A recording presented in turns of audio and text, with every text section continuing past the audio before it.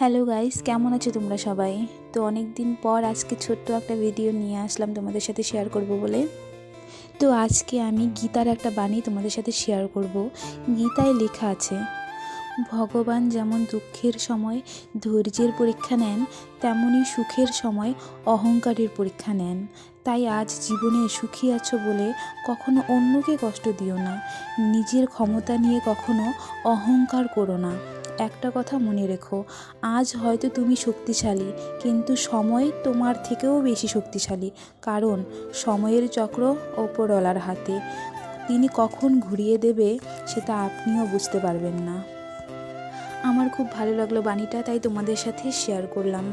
তো আমি আজকে শিলিগুড়ি প্রণামী মন্দিরে আসছি ঘুরতে। তো ওইটারই একটা ছোট ভিডিও তোমাদের সাথে শেয়ার করব।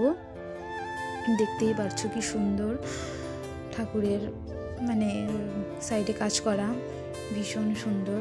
প্রণামী মন্দিরটা আমি এর আগে কখনো আসিনি, আজকেই আসলাম প্রথম। তো এটাই তোমাদের সাথে একটু শেয়ার করলাম। তো ওখানে প্রণামী মন্দিরে প্রণাম করে তারপরে আমরা চলে আসলাম ইস্কন মন্দিরে। কাছেই যখন একটু ঘুরেই যাই ভাবলাম।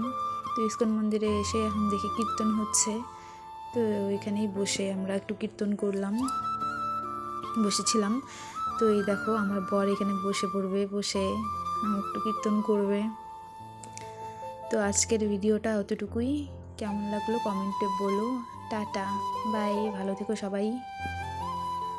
আর কমেন্টে সবাই বলো রাধে রাধে।